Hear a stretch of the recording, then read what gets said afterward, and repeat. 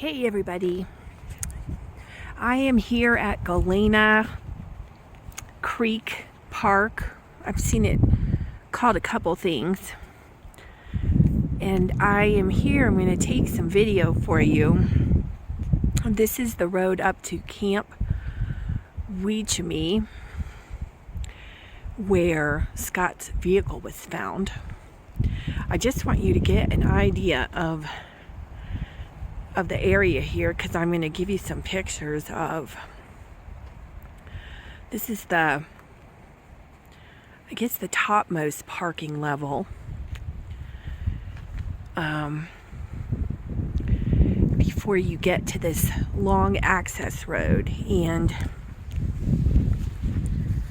there's also, that is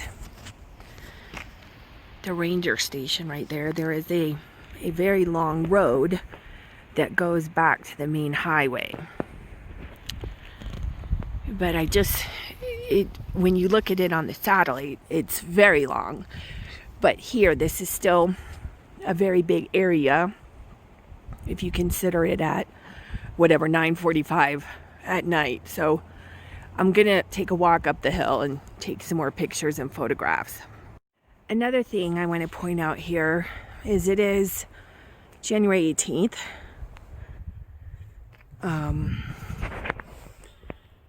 It's not quite February, but this area, you can see, still has, I'm out of breath, I was climbing uphill, quite a bit of snow and ice.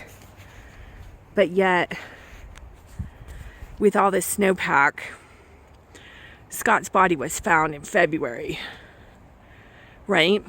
Or the remains. After a long winter. So we're gonna climb up this hill. I guess I'll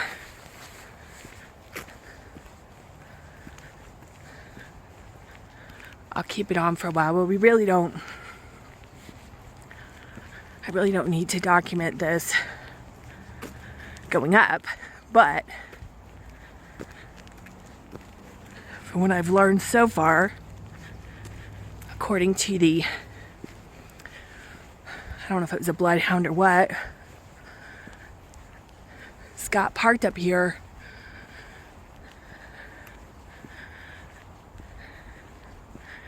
and walked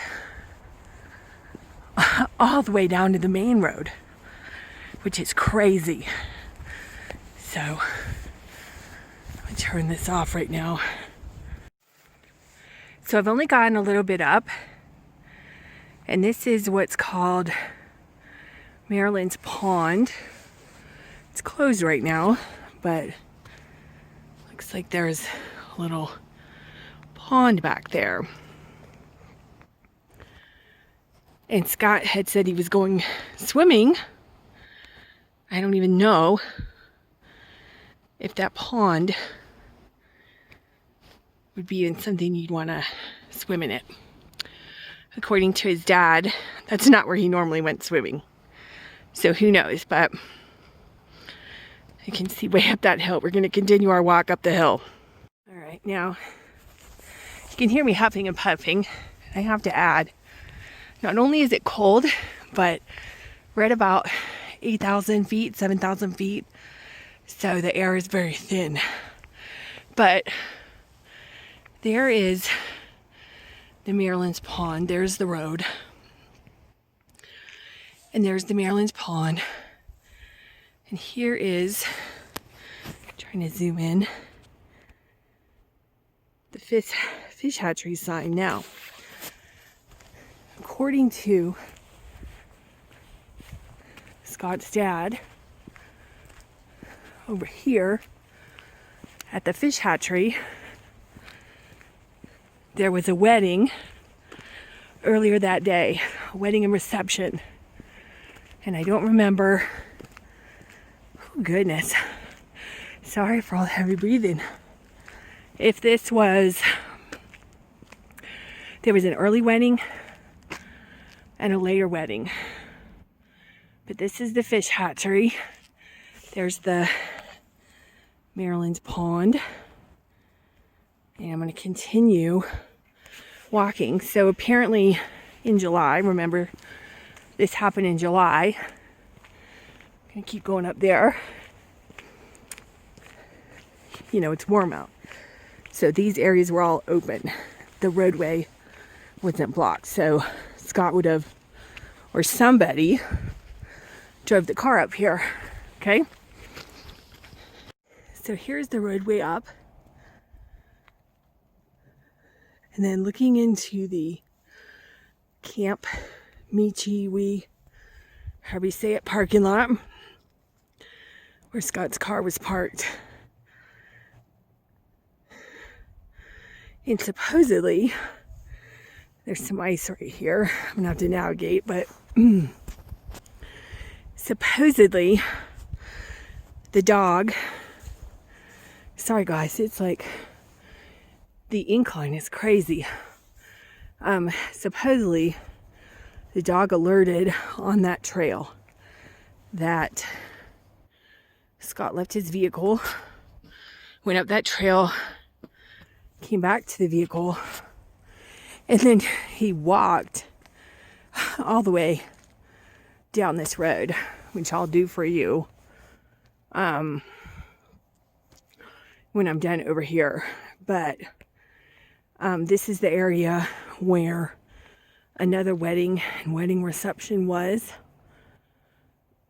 So it's interesting. I was thinking as I was climbing, how did he find a spot if the parking lot might have been full?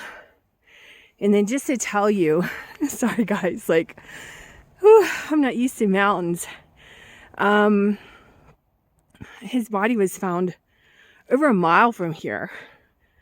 It just makes no sense. So I'm going to turn this off and try to navigate this ice to get closer over here.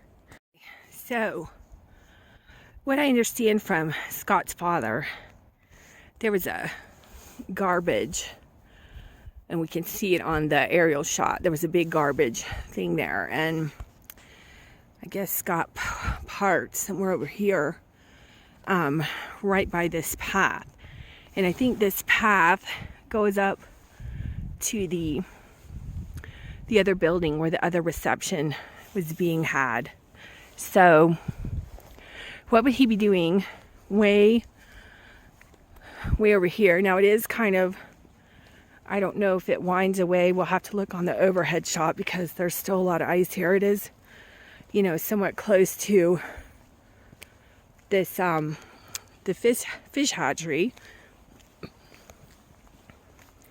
and that parking lot. So if he was going there, because remember, one wedding was early and one wedding was late, so maybe if that parking lot was full, he came up here, but he parked right by this path that goes to Camp Wichima or whatever. And I believe that that's where the wedding reception is. I mean, what else would you be doing out here, right? Here's the rest of the parking lot. And then I'm gonna walk you all the way down this road that he supposedly walked down once I get past this ice again. Got some ice and some black ice, so I'll come back on in a minute. Okay, so not only do you get heavy breathing, but I'm sniffing too from the cold. But hey, I promised you guys real live, real time investigation. So this is the road. I've left the Camp Michiwi parking area. So supposedly, according to the dog, descent from, I gotta be careful, it's a really high incline here, from Scott's car, went up that little sidewalk back there to the Camp Wichima. I don't remember, I haven't asked how far up the sidewalk it went, and Scott's dad said he doesn't have a copy of the the dog's report. So we're going to try to get that. But so then it came back to the car. And the freshest trail did what we're doing. Came down the road. And I want you to see how long this road is. There's the fish hatchery. I mean, and once we get back to the ranger station, the road out is even farther. He supposedly walked all that way, and then the dog has him getting in a car, or it disappeared at the road, which usually indicates that the foot trail, the scent trail, stopped because somebody got in a car. So we'll try to get that information from the dog handler, whoever was out here. I don't know if it was the sheriff's office or volunteer or whatever. And we may want to have an expert look at that, right? Because we always want a second opinion. So I don't know if you can see my truck way down there. I'm still walking. There's the lake, what is it? Maryland Pond. So this is a pretty long road. I can't clock the exact distance in my vehicle because the gate is closed. And it's such a shame being up here because look how beautiful it is. Such a bright sunny day. And such a tragedy.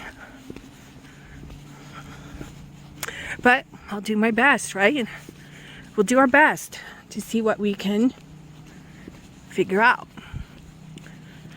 So I am at the, I guess it would be the south entrance to the park. I think the north entrance has a different name. One is like Regional Park, and then, I don't know, you can maybe start to see my truck coming into view. So he walked all down this way. So like, why? First of all, why would you go all the way up that hill to park when there's parking? I'll show you, like, right off the road. You think, well, because you're meeting someone that's way back there, right? Or whatever. And one of the questions that I had this morning, and now I'm thinking about it, is I wonder, was there any mechanical trouble with the vehicle? So I'm still walking. You see how far this is to the gate. So Scott walked all the way down here to by where the ranger station is, and then he continued on to the road, which I'll show you. So at 10 o'clock at night or 11 o'clock at night, whatever it was, it's a really long walk. What do we got here? 4 minutes. And it's a pretty steep incline, so I can't really walk normally. I don't know what the level is, but we're getting back to, like I said, there was plenty of parking down at the base. I'm not sure what you'll call it. So I walk down here, and then I'm gonna turn this off because we've got some ice again here I gotta navigate. Okay, so I'm outside the gate. You can see there's a little bathroom. I don't know if you can see that far pickup truck there. That's all parking. So this is all that red car there, parking.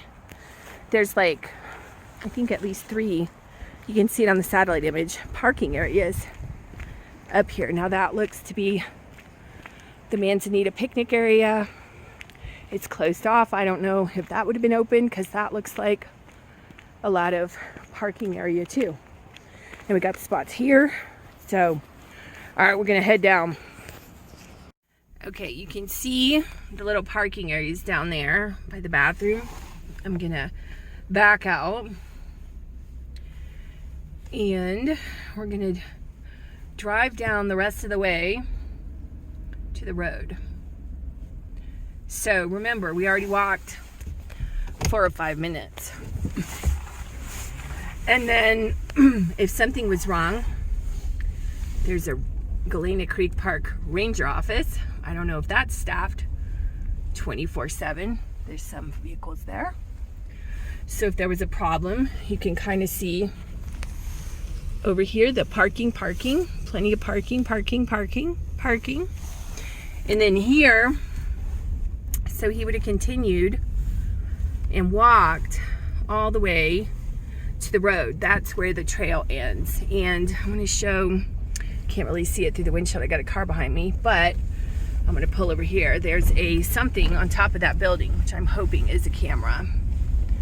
So let these people get out of my way. I'm going to turn around, see if I can see it for you. I don't know what it is. It might be a siren. I can't tell if it's a camera, but we're going to ask about it, okay?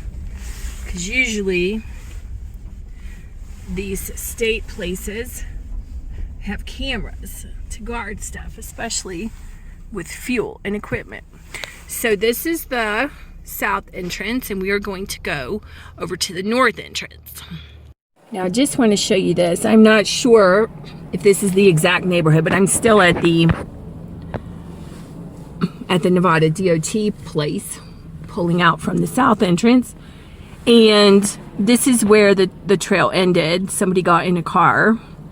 I don't know if it was this side of the street or the other side of the street, but supposedly, if I got my neighborhood correctly, this subdivision is where one of the families that was having the wedding party lived.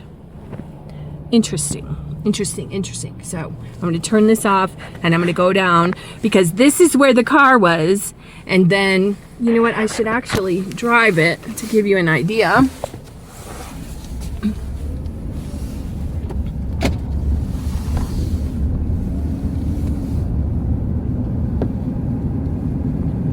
That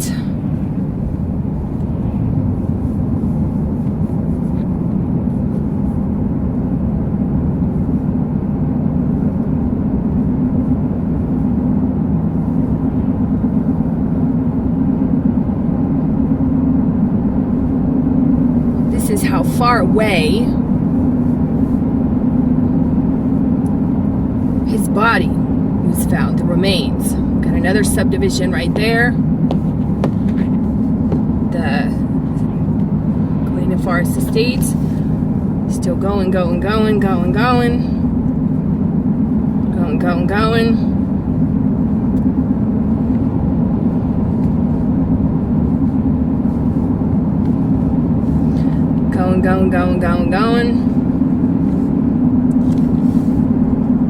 Okay, now this is the north entrance.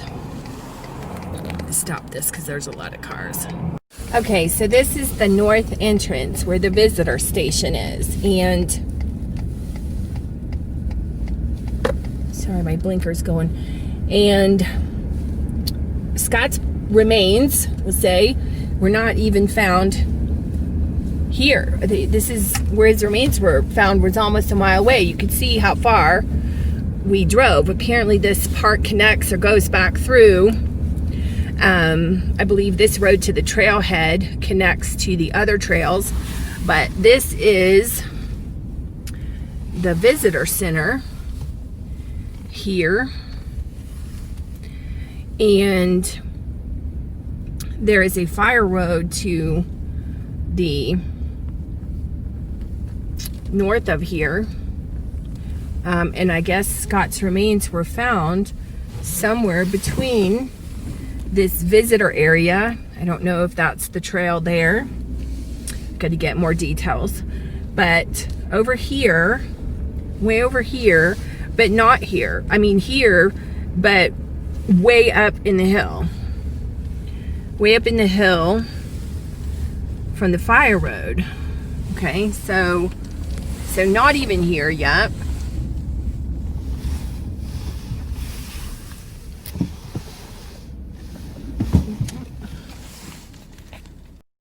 not even here. So we're leaving the visitor center.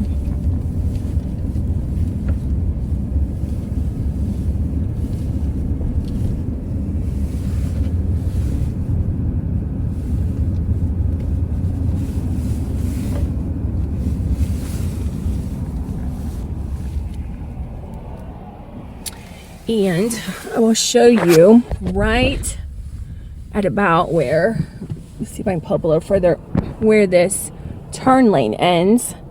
There's a little fire road, which you'll be able to see better on the overhead. And I guess the way his dad goes up, because I think I mentioned to you, they're still collecting remains. It's between that fire road and the visitor center back to the, I think, the northwest or the northeast. So pretty crazy, pretty desolate area. Like, what's that all about? Got to figure it out. Okay, I am now at the closest business to the northeast, this coffee shop. And I'm gonna look at it and see if there's, shooting through the window, if there's any cameras that might be of help, because maybe somebody followed him up here. Maybe we can get a video of him being in somebody's car. Like, we just don't know. We're gonna look for every possibility. So I'm gonna drive around this business building and see if I can find any cameras.